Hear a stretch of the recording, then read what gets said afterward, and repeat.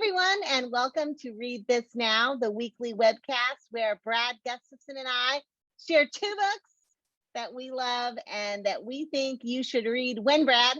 Hold on, Jen. I'm going to answer that question. I got my new little pocket mic. I'm cranking up the volume here to answer your question right now. Read them right now, people.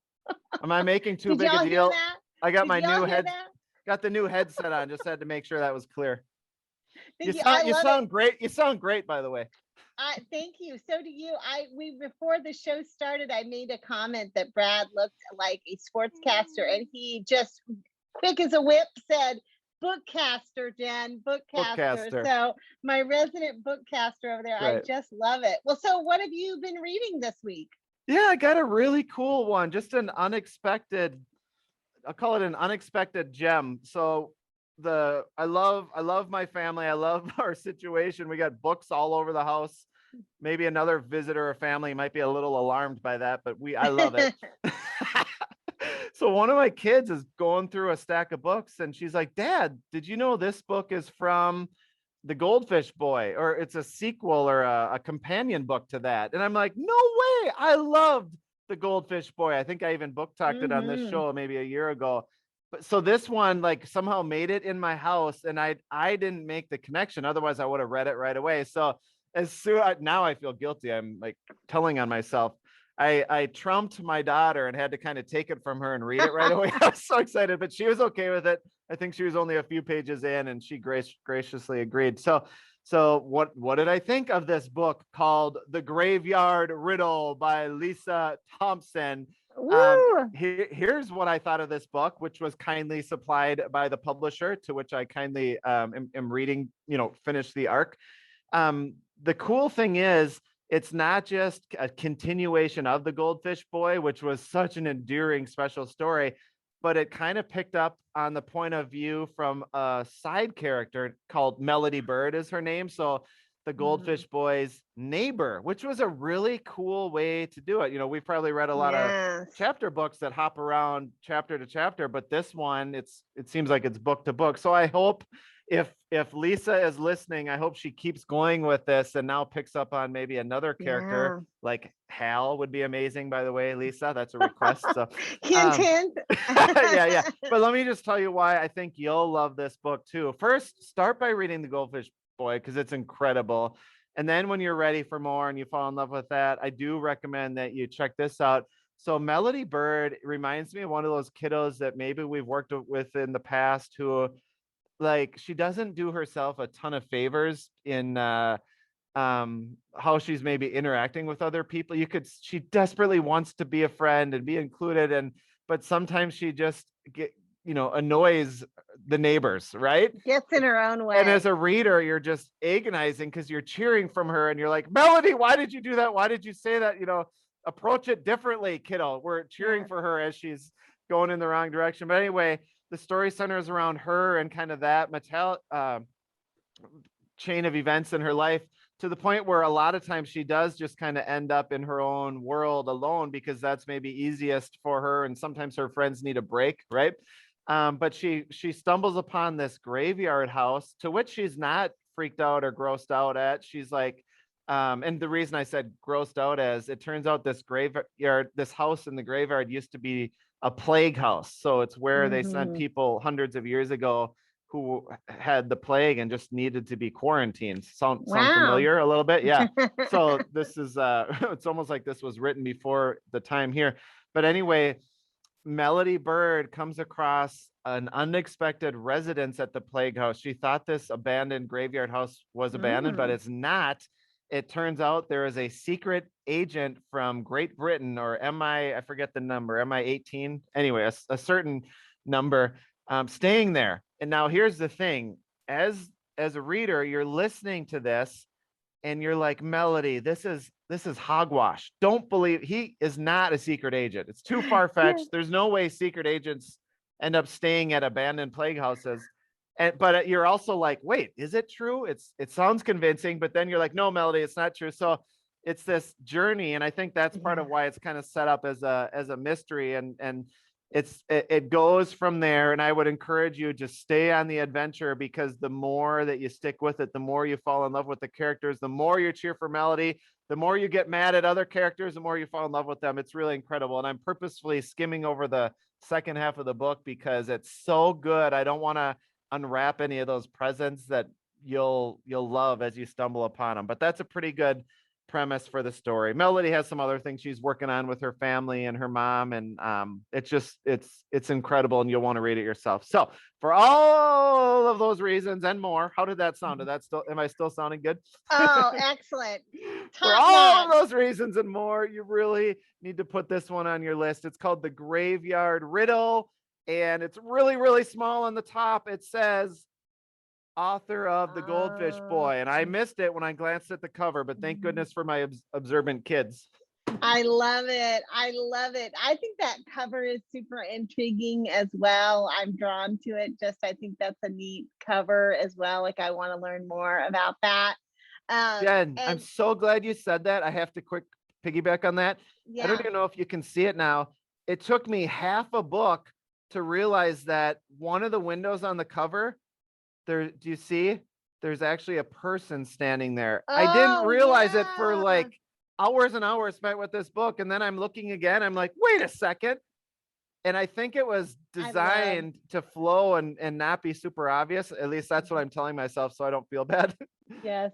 Beautiful though. I love that. I love covers like that you know, are taken one way when you start reading the book, and then as you continue, more layers to the cover reveal themselves. I love that. I just think that's great. And I also love books, and there's not, I mean, for me as a reader, I haven't read that many books like you described, where it's kind of the same universe, but different characters from that universe who are connected. They know each other maybe, but they get to share their lives and versions sort of around whatever's happening in their neighborhood or that particular universe or whatever. And I was thinking about it as you were book talking. There's a few sort of, you know, not even series, but books by the same authors that do that I love too. Like, I'm thinking about The Hate U Give and On the Come Up and Concrete Rose, all set in that same universe.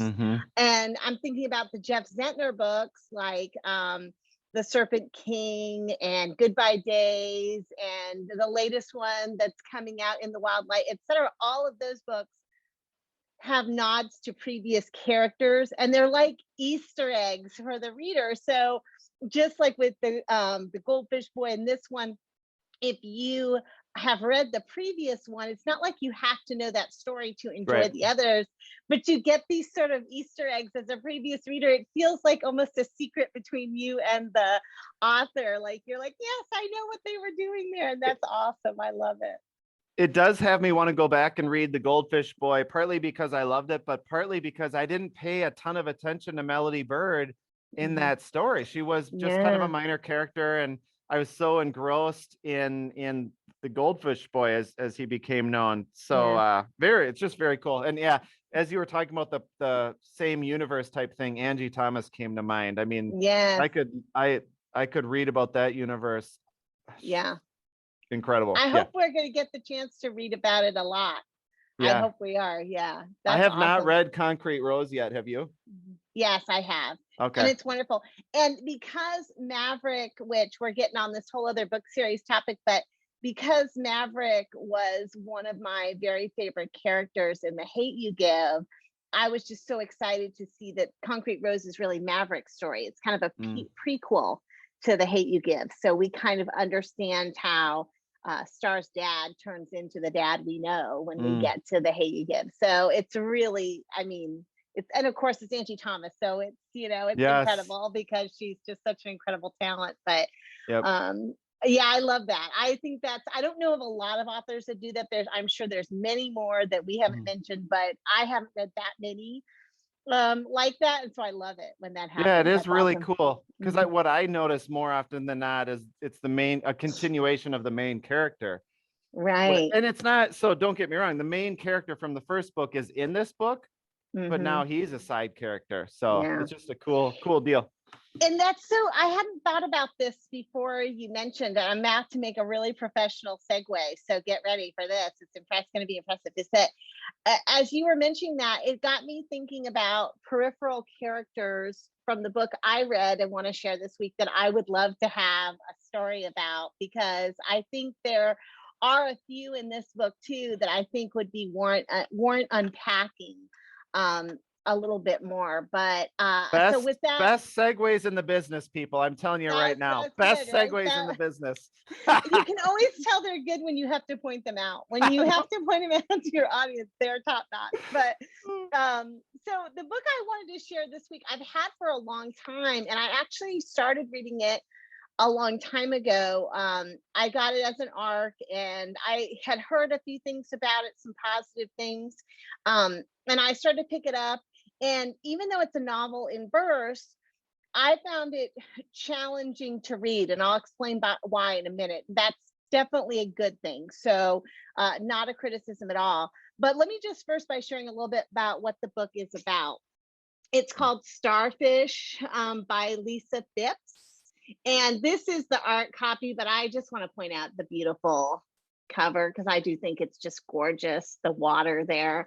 And then on the back, if you've read it, then you'll recognize Ellie's dog on the back in the swimming pool as well, and how important that is. But Starfish is the story of a girl named Ellie whose life is really changed forever when she's 5 years old. And she dares, as you know, a chubby 5-year-old, to wear a swimsuit to her 5th birthday party, which is a pool party. She dares to wear a swimsuit that has a whale on it, and then do a cannonball at her party. And she is anxious to get in the pool. She's thinking about how her friends and family are going to be cheering her on. But when she emerges from the water, instead of hearing those cheers, what she's hearing is people commenting on the size of splash she made, about how she is as big as the whale that is on her swimsuit. And it's the first time in her life that she really recognizes two things. One, that she's fat. As a 5-year-old, she didn't really think about that. And that two, being fat is bad. But the rest of the book really is about how from then on, Ellie encounters all of these people who are determined to never let her forget those things. And I wanted to start by reading, it's a novel in verse, as I mentioned, one of the opening poems, which was one of the moments, I think probably the very first moment that I had to put the book down, because I just couldn't bring myself to read anymore yet. Okay. So this is one of the opening poems. And keep in mind that while that incident with the birthday party at 5 years old, where she gains the nickname Splash, and that people call her all the time from then on, that was when she was 5, but we're meeting Ellie when she's in middle school. Okay, so that's a memory. And this poem is called Fat Girl Rules. Some girls my age fill diaries with dreams and private thoughts. Mine has a list of fat girl rules. You find out what these unspoken rules are when you break them, and suffer the consequences. Fat girl rules I learned at 5. No cannonballs, no splashing, no making waves. You don't deserve to be seen or heard, to take up room, to be noticed. Make yourself small. And Ellie spends the rest of her life trying to do just that, to make herself invisible to other people. And what is at one point sort of hard to swallow, I think, as you're going through this book, is how it really has the opposite effect. There are so many people in Ellie's life who are determined to remind her of her fatness and how that is bad, that it almost becomes overwhelming as a reader to read all of this, until, thank goodness, Ellie starts to meet some people for who have a different agenda, who not only treat Ellie with kindness, but also are really on a mission to help Ellie realize that she deserves to take up as much space as she needs to. One of which is her next door neighbor, one of whom is a a counselor that she begins to go to. That counselor, by the way, is someone that I love and would love a story about. And then one is her librarian, who is remarkable, and then the other is actually a bully from her school that she gets to learn a little bit more about by getting a peek inside of his life. And he's a character that I would like to know more about. So Lisa, get on the book about him as well. All of that being said, as a fat girl myself who experienced a lot of the same kinds of torment that Ellie experienced, what I found to be really powerful about this book is that while it's hard to read about some of the things that Ellie goes through, ultimately this story is about going from accepting the label of the whale that other people put on her to creating a new identity around the idea of being a starfish. And can you see how her body is sort of taking the face of being a starfish and taking up as much room as you need to or want to? And while the book can be tough in some spots, it's also really beautiful and funny. And I feel like an important addition to sort of that middle grades read, because this book, while the topics are tough, are written at a level that's really accessible for kids in that sort of 5th grade up sweet spot. So it's called Starfish by Lisa Fipps. And I think you should read it right now. I wish I'd had it when I was in middle school, to be honest. Yeah, I was just thinking as you were sharing, there's so many kids who would benefit from that, including every kid, right? Just like partly on how to treat people and kind of understanding that words carry so much power.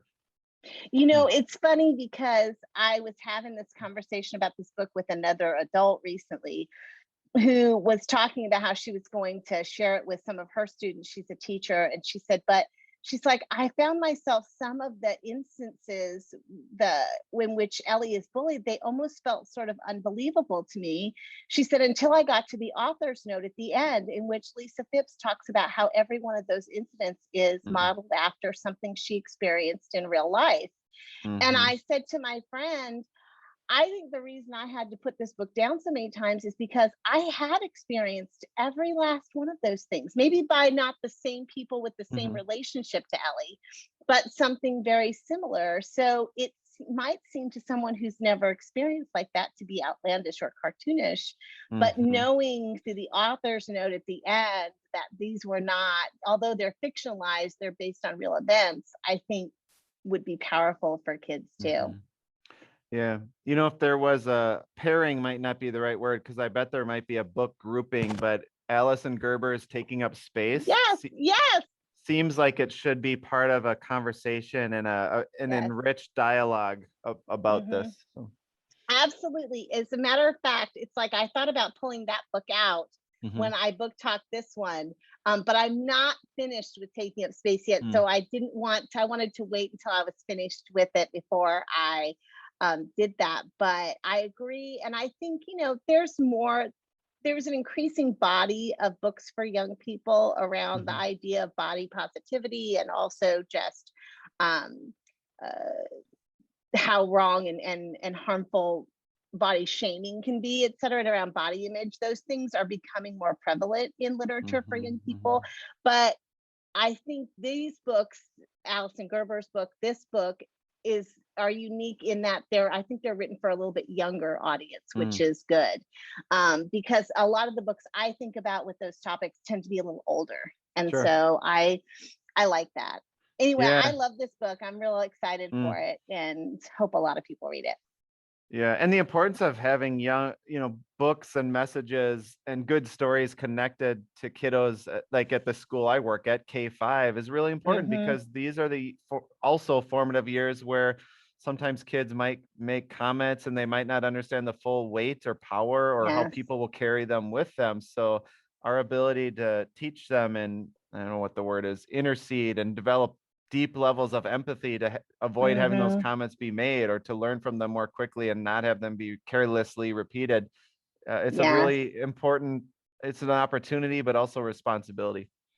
I agree. And I'm going to say one more thing about this. That what your comments just made me think about this is I truly believe there's a difference between understanding and excusing behavior. And one of the things that I love about this book that speaks to your comments about empathy is that several of the bullies that are really play prominent roles in Ellie's life are her relatives or class, mates that she sees all the time. And for a few of those, one of the things that Lisa Fipps does expertly is she gives us some glimpses into their psychology and into their lives that don't excuse their behavior and make them ultimately, just like instantly forgiven for what they do, but helps us understand how they've come to this place or why they might like sort of adopt the traits of a bully to try to protect themselves from being bullied as well. And so that to me is a really difficult balance between saying we want you to understand these characters, but that doesn't automatically make you forgiven. People need to take responsibility for their actions. And I just think that's a wonderful conversation to have with kiddos as well. Yeah.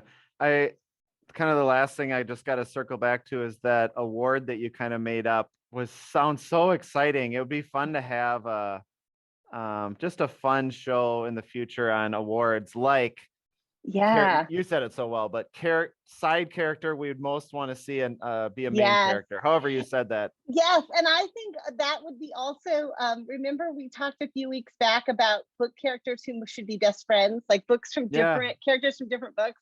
I think this is in our future. We're going to do something like this. I don't know how it's going to work exactly, but our 3.5 viewers are getting a preview of it now. I think this is something we should do because I love that. Mark our words, people. I'm speaking it into my brand new mic. It's going to happen.